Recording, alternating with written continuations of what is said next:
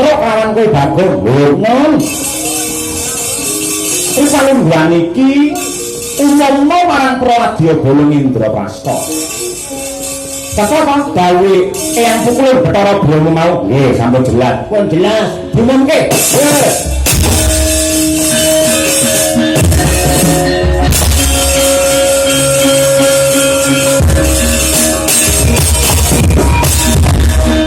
Pengumuman kabeh para prajurit Indraprasta.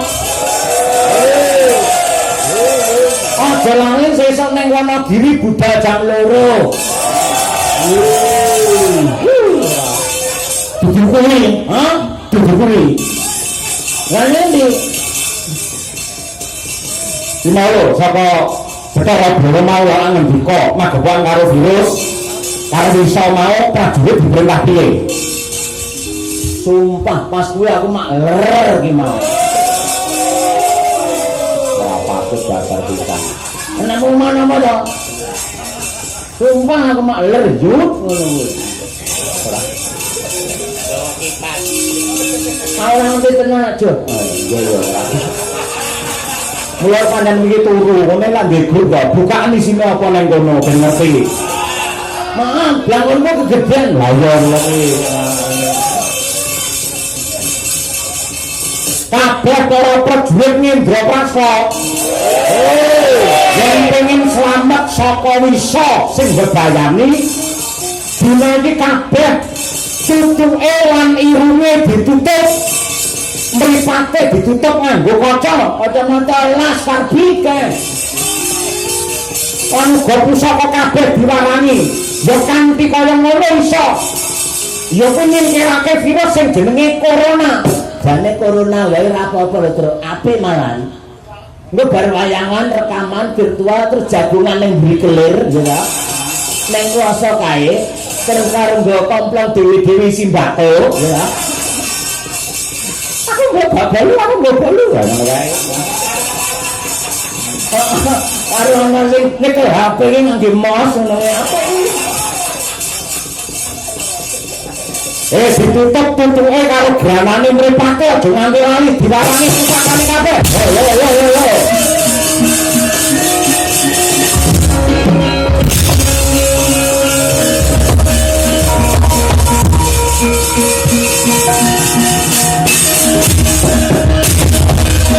Harita kaya mangkono. Para prajurit Indraprasta wis tumandhak lan nindakake apa kang dadi perintah. Mredatan kena wujude wisa ingkang dilaheni. Sedaya wis anutuk lisan lan gana mirah kaca kangge tetameng nedra. Bahkan kantun diamarani pusaka lan gegaman. Kang mangkono wisa wis sirna prajurit gagak hanyerang musuh tanpa mingkuh. Kang mangkono bubar maut barisan saka Singamalaya. Ora kaya sang Senopati gantor mendhe sang Gatotkaca. Sigra ngudunake prajurit saka Ngakasa. Candrane kaya bedhek 1000 sesautan nyamber pulo Hinawesi.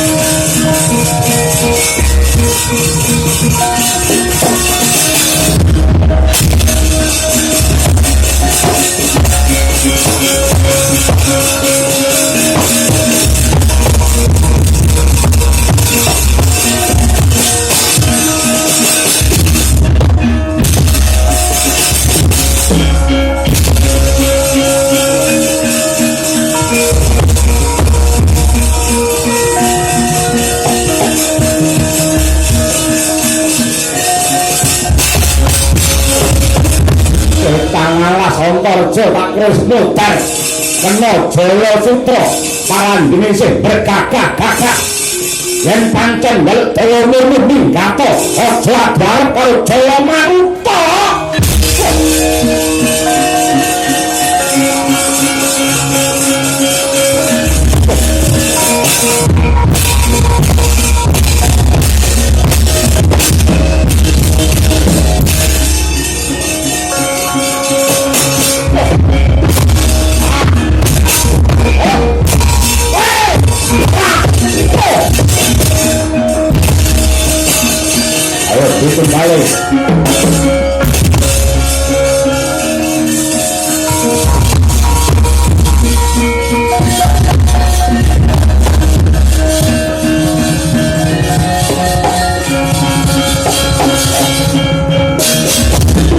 Mati tidak tuh.